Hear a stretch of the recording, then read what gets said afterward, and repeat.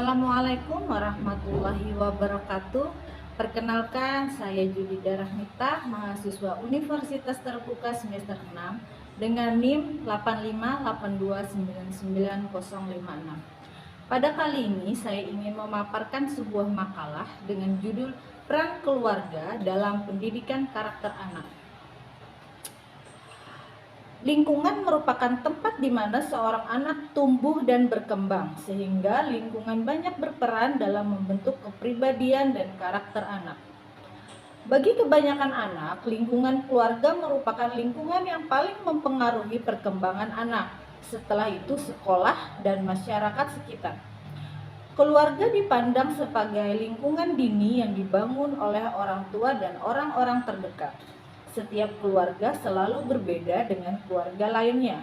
Dalam hal ini, yang berbeda dengan keluarga lainnya yaitu cara didik dan keadaan ekonomi keluarga tersebut. Setiap keluarga memiliki sejarah perjuangan, nilai-nilai, dan kebiasaan yang turun-temurun secara tidak sadar akan membentuk karakter seorang anak. Pengaruh keluarga amat besar dalam pembentukan fondasi kepribadian anak. Keluarga yang gagal membentuk kepribadian anak biasanya adalah keluarga yang penuh dengan konflik atau tidak bahagia. Tugas berat para orang tua adalah meyakinkan fungsi keluarga mereka benar-benar aman, nyaman bagi anak-anak. Rumah adalah surga bagi anak-anak, di mana mereka dapat menjadi anak yang cerdas, soleh dan solehah, dan tentu saja tercukupi lahir dan batinnya. Dari paparan tersebut dapat diambil kesimpulan bahwa pendidikan dalam keluarga merupakan awal bagi anak karena pertama kalinya mereka mengenal dunia terlahir dari lingkungan keluarga dan dididik orang tua. Sehingga pengalaman masa anak-anak merupakan faktor yang sangat penting bagi perkembangan selanjutnya. Keteladangan orang tua dalam tindakan sehari-hari akan menjadi wahana pendidikan moral bagi anak. Membentuk anak sebagai makhluk sosial, religius, untuk menciptakan kondisi yang dapat menumbuh kembangkan inisiatif dan kreativitas anak. Dengan demikian, tidak dapat dipungkiri bahwa peran keluarga sangat besar sebagai penentu terbentuknya moral manusia-manusia yang baru dilahirkan. Berdasarkan latar belakang yang telah saya uraikan, pokok permasalahan yang saya angkat yaitu apa fungsi keluarga, bagaimana peran keluarga terhadap pembentukan karakter anak, dan bagaimana pengaruh keluarga terhadap perilaku moral. Berdasarkan rumusan masalah di atas, penulisan makalah ini bertujuan untuk menjelaskan mengenai fungsi keluarga, 2. Menjelaskan mengenai pengaruh keluarga terhadap perkembangan karakter seorang anak, menjelaskan peran keluarga dalam pembentukan karakter anak untuk mengerti pentingnya karakter bagi anak dan agar orang tua dapat mengerti lingkungan yang baik bagi anak. Fungsi keluarga. Pengertian keluarga dapat dilihat dalam arti kata yang sempit sebagai keluarga inti yang merupakan kelompok keluarga terkecil dari masyarakat yang terbentuk dari berdasarkan pernikahan yang terdiri dari ayah atau suami, istri atau ibu, dan anak-anak. Sedangkan keluarga dalam arti luas misalnya keluarga RT, keluarga komplek, atau bahkan keluarga Indonesia. Keluarga merupakan lingkungan pendidikan pertama bagi anak. Di lingkungan keluarga, anak-anak pertama dapat pengaruh. Karena itu, keluarga merupakan lembaga pendidikan tertinggi yang bersifat formal dan kodrat. Pada keluarga inilah anak mendapat asuhan dari orang tua menuju ke arah perkembangannya. Keluarga tempat ternyaman bagi anak. Berawal dari keluarga, kemampuan sosialisasi mengaktualisasikan diri, berpendapat, hingga perilaku yang menyimpang. Selain sebagai pelindung, keluarga juga memiliki fungsi, yaitu mempersiapkan anak-anak bertingkah laku sesuai dengan nilai-nilai dan norma-norma aturan dalam masyarakat dimanapun keluarga itu berada. Kemudian, mengusahakan terselenggaranya kebutuhan ekonomi rumah. Dalam usahakan terselenggaranya kebutuhan ekonomi rumah tangga atau ekonomi sehingga keluarga sering disebut unit produksi. Melindungi anggota keluarga yang tidak produksi. Beberapa fungsinya yaitu ada fungsi biologis, fungsi psikologis, fungsi sosialisasi, fungsi ekonomi, fungsi pendidikan, dan fungsi ekonomis, fungsi rekreatif. Dalam fungsi-fungsi tersebut, bagi fungsi keluarga sebagai berikut, yaitu fungsi pendidikan, fungsi sosialisasi anak, fungsi perlindungan, dan fungsi perasaan, yang terakhir fungsi religius. Dalam tugas-tugas yang lain, terdapat beberapa fungsi yang bisa dijadikan contoh atau teladan untuk membentuk karakter anak menjadi lebih baik. Sekarang kita akan mempelajari tentang fungsi ekonomis. Tugas dari kepala keluarga dalam hal ini adalah mencari sumber-sumber kehidupan dalam memenuhi fungsi-fungsi keluarga yang lain. Seperti ayah bekerja mencari penghasilan, kemudian mengatur penghasilannya untuk keluarga. Kemudian fungsi rekreatif. Tugas keluarga dalam fungsi ini tidak harus membawa anak atau keluarga untuk berekreasi, tetapi yang penting bagaimana menciptakan suasana yang menyenangkan di dalam rumah agar anak dan keluarga merasa nyaman. Menurut Kingsley Davis menyebutkan bahwa fungsi keluarga ialah reproduction, maintenance, placement, socialization, economics, care of the eggs, political center, and physical protection. Pada masa sekarang ini, pengaruh keluarga mulai melemah karena terjadinya perubahan politik, sosial, dan budaya. Keadaan ini memiliki andil yang besar terbebasnya anak dari kekuasaan orang tua. Keluarga telah kehilangan fungsinya dalam pendidikan. Tidak seperti fungsi keluarga pada masa lalu yang merupakan kesatuan produktif sekaligus konsumtif. Ketika pembijakan ekonomi pada zaman modern sekarang ini mendasarkan pada aturan pembagian kerja yang terspesialisasi secara lebih ketat, maka sebagian tanggung jawab keluarga beralih kepada orang-orang yang menggeluti profesi tersebut. Pengaruh atau peran keluarga terhadap perkembangan karakter seorang anak. Menurut Papalia dan Old tahun 1987, masa anak-anak dibagi menjadi 5 tahap, yaitu tahap masa pranetal, yaitu diawali dari masa konsepsi sampai masa lahir. 2. Masa bayi dan tati, yaitu saat usia 18 bulan, kemudian merupakan masa bayi. Di atas usia 18 bulan pertama, kehidupan merupakan masa bayi. Di atas usia 18 bulan sampai 3 tahun merupakan masa tati. Yang ketiga, masa anak-anak pertama, yaitu rentan usia 3 sampai 6 tahun. Masa ini dikenal juga dengan masa prasekolah. Masa kanak-kanak kedua, yaitu usia 6 sampai 12 tahun, yang dikenal pula sebagai masa sekolah. Anak-anak telah mampu menerima pendidikan formal dan menyerap berbagai hal yang ada di lingkungannya. Masa remaja, yaitu rentan usia 12 sampai 18 tahun. Saat anak mencari identitas dirinya dan banyak menghabiskan waktunya dengan taman sebayanya. Peran kedua orang tua dalam mewujudkan kepribadian anak yaitu kedua orang tua harus mencintai dan menyayangi anak-anaknya. Ketika anak-anak mendapatkan cinta dan kasih sayang cukup dari kedua orang tuanya, maka pada saat itu mereka di luar rumah dan menghadapi masalah-masalah baru, mereka akan bisa menghadapi dan menyelesaikannya dengan baik. Kemudian, kedua orang tua harus menjaga ketenangan lingkungan rumah dan menyiapkan ketenangan jiwa anak-anak. Karena menyebabkan pertumbuhan potensi dan kreativitas akal anak-anak yang pada akhirnya keinginan dan kemauan mereka menjadi kuat dan hendaklah mereka diberi hak pilih.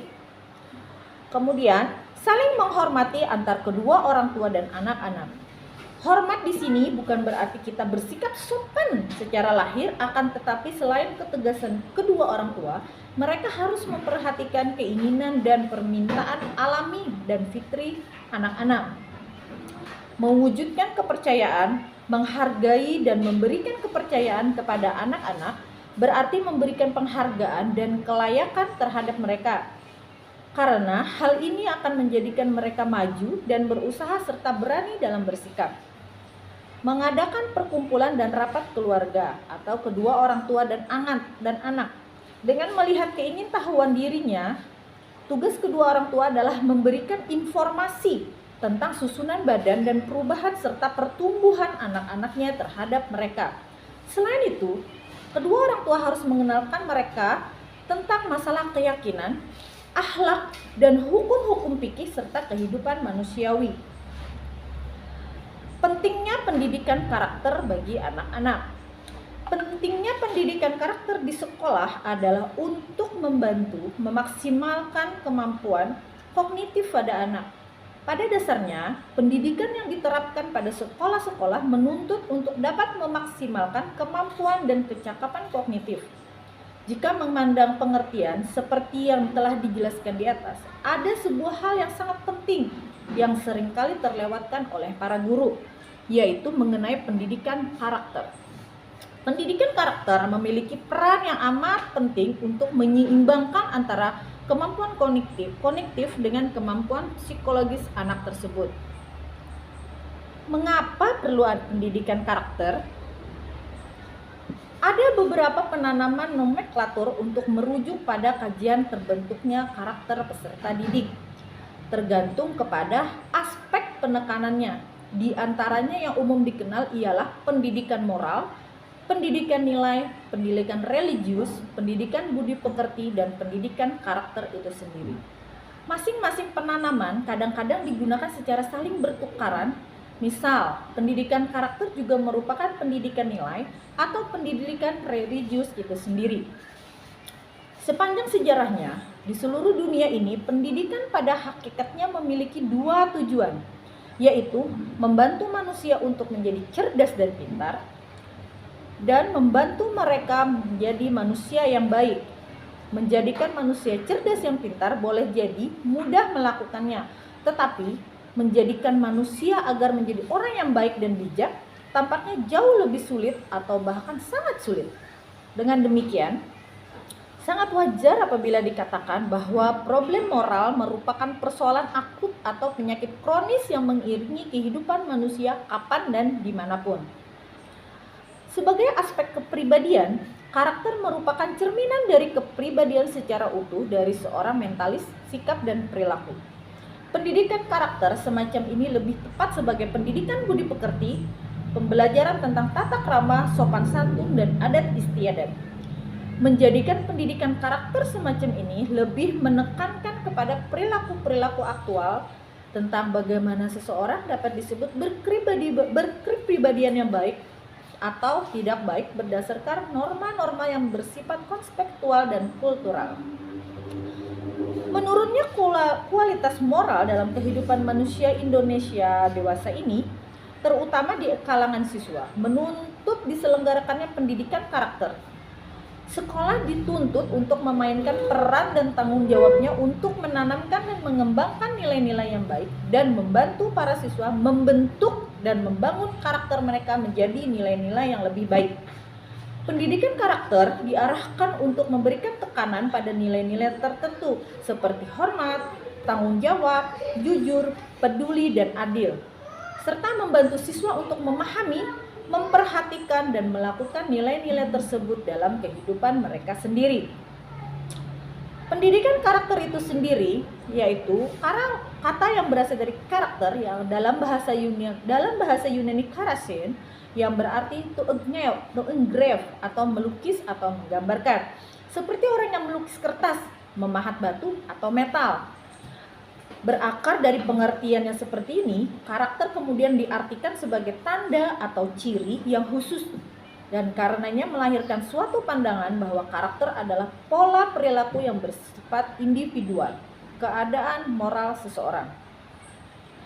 Setelah melewati tahap anak-anak, seseorang memiliki karakter, cara yang dapat diramalkan bahwa karakter seseorang berkaitan dengan perilaku yang ada di sekitar dirinya.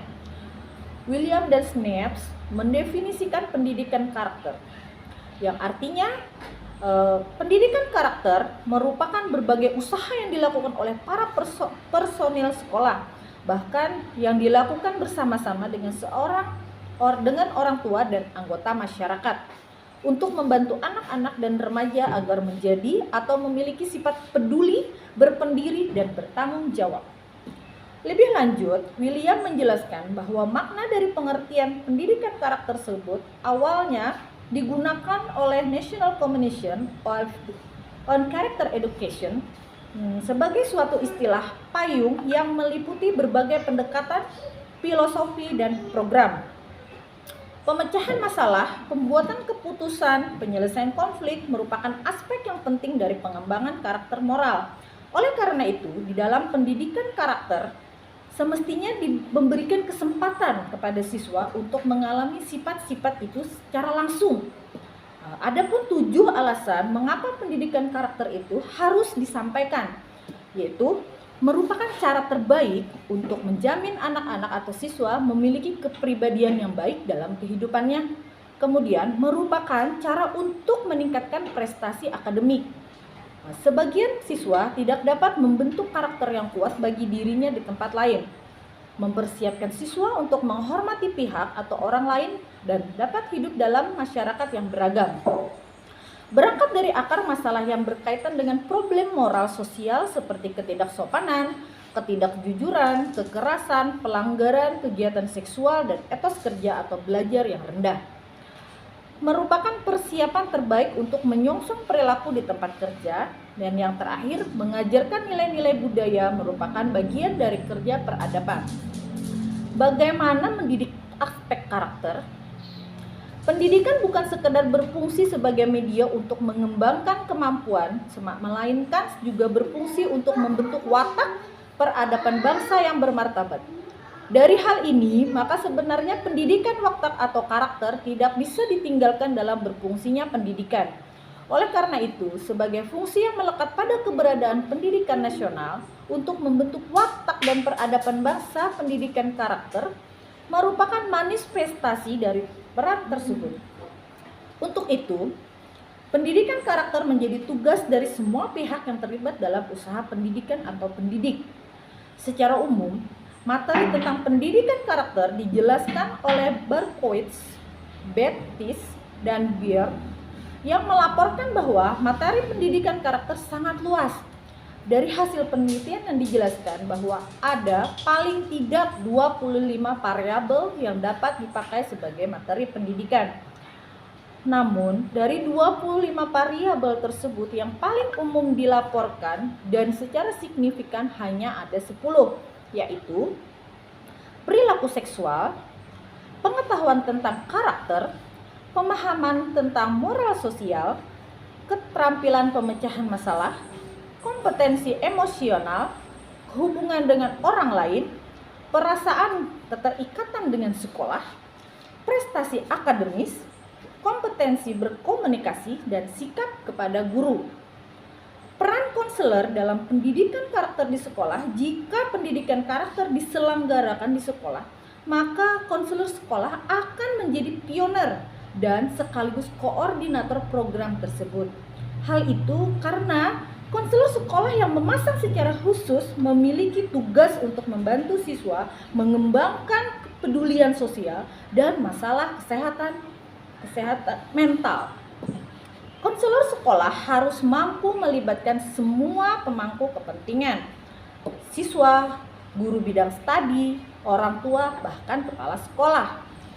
Di dalam mensukseskan pelaksanaan program, mulai dari program pelayanan dasar yang berupa rancangan kurikulum bimbingan yang berisi materi tentang pendidikan karakter, seperti kerjasama, keberagaman, kejujuran, menangani kecemasan, membantu orang lain, persahabatan, cara belajar, manajemen konflik, pencegahan penggunaan narkotika. Orang tua dapat mengerti lingkungan yang baik untuk anak. Seorang anak tentunya tidak langsung dapat mengenal alam sekitar, mengerti dan memahami segalanya dengan sendirinya, melainkan dibutuhkan pendidikan dari keluarga, pendidikan kelembagaan, dan pendidikan dari masyarakat. Keluarga sebagai komunitas pertama memiliki peran penting dalam pembangunan mental dan karakteristik sang anak. Di dalam keluarga, anak belajar dan menyatakan diri sebagai makhluk sosial. Interaksi yang terjadi bersifat dekat dan intim. Segala sesuatu yang diperbuat anak mempengaruhi keluarganya. Dan sebaliknya, apa yang didapati anak dari keluarganya akan mempengaruhi perkembangan jiwa, tingkah laku, cara pandang, dan emosi anak. Dengan demikian, pola asuh yang diterapkan orang tua dalam keluarganya memegang peranan penting bagi proses interaksi anak di lingkungan masyarakat kelak. Kehidupan keluarga yang senantiasa dibingkai dengan lembutnya cinta kasih dan nuansa harmonis, dari sana akan hadirlah individu-individu dengan tumbuh kembang yang wajar sebagaimana yang diharapkan oleh orang tua. Sebaliknya, keluarga yang dinding kehidupannya dipahat dengan diserentak-serentakan broken home atau broken heart, perlakuan sadis dan kekejaman bercerai-berainya benang-benang kasih sayang dan jalinan cinta, maka keluarga beginilah yang bakal menjadi supplier limbah-limbah kehidupan sosial dan sampah-sampah masyarakat yang menyedihkan. Gilbert Higgins dalam Jalaluddin mengatakan bahwa kebiasaan yang dimiliki anak-anak sebagian besar terbentuk oleh pendidikan keluarga, sejak dari bangun tidur hingga ke saat anak tidur kembali. Anak-anak menerima pengaruh dan pendidikan dari lingkungan keluarganya. Dari apa yang diungkapkan Gilbert, kita dapat mengetahui memang pendidikan yang paling banyak diterima anak adalah dari keluarga. Bagaimana orang tua berperilaku akan selalu menjadi perhatian anak dan akan ditanamkan di benaknya. Anak lahir berdasarkan fitrahnya. Jika pendidikan yang baik diterapkan orang tuanya, maka hal baik yang dapat ditiru anak tersebut dalam perilakunya.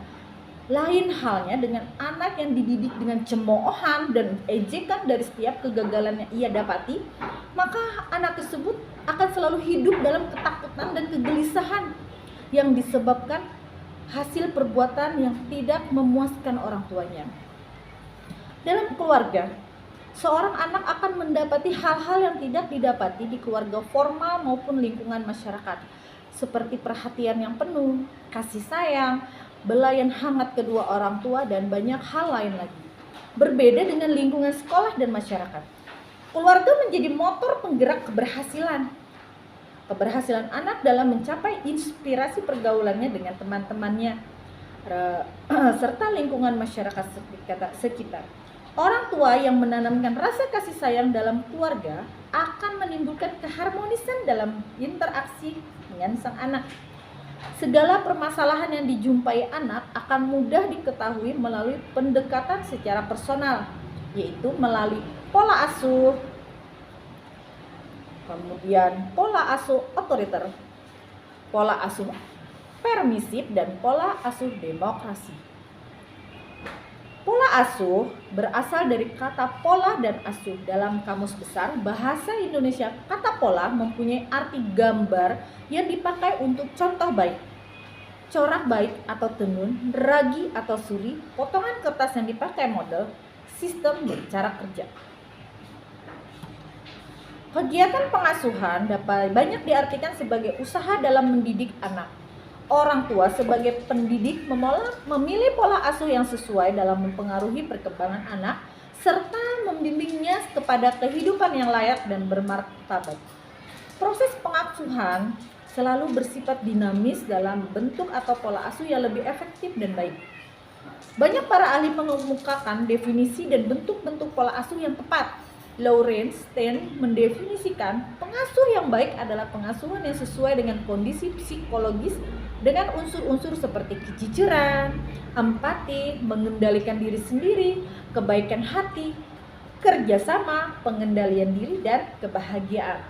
Secara umum, dari pengertian di atas dapat ditarik kesimpulan bahwa pengasuhan adalah kegiatan dalam rangka mendidik, membimbing, mengarahkan anak, baik secara fisik maupun mental, keyakinan hidup dan keyakinan hidup moral. Dalam hal ini, ayah dan ibu memiliki peran sebagai seorang pendidik dalam lingkungan keluarga dalam upaya mengarahkan anak dalam perilaku dan norma-norma yang baik.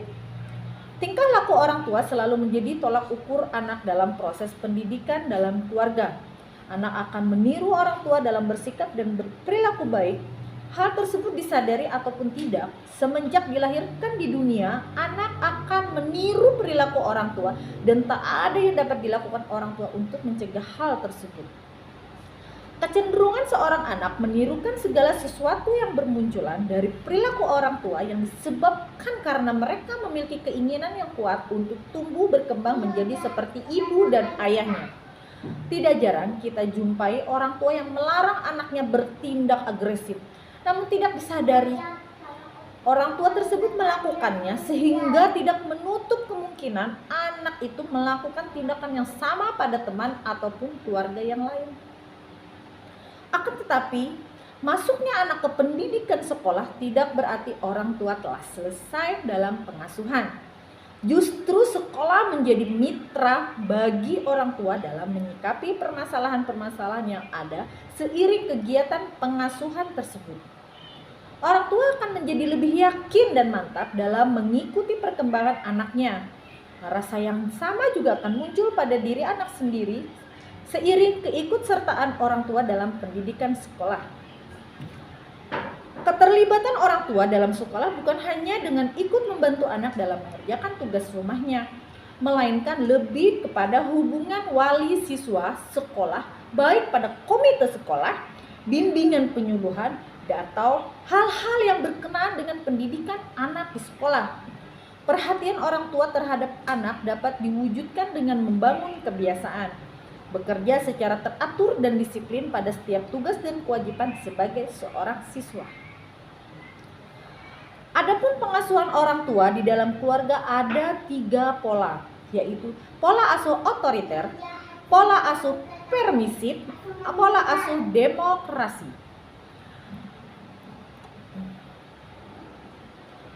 Profil perilaku anak: bersikap impulsif dan agresif, suka memberontak, kurang memiliki rasa percaya diri dan pengendalian diri, suka mendominasi, tidak jelas arah hidupnya, serta prestasinya rendah. Dapat disimpulkan bahwa anak yang mendapati pengasuhan dari orang tuanya dengan pola asuh permisif akan cenderung bersifat bebas tanpa aturan dan memiliki emosi yang tidak stabil dan meledak-ledak. Sedangkan orang tua tidak lagi dianggap sebagai sosok yang memiliki peran dan tauladan baginya. Ia menganggap bahwa apa yang ia raih adalah bersumber dari kepribadiannya dan tidak ada yang dapat memberi aturan maupun larangan.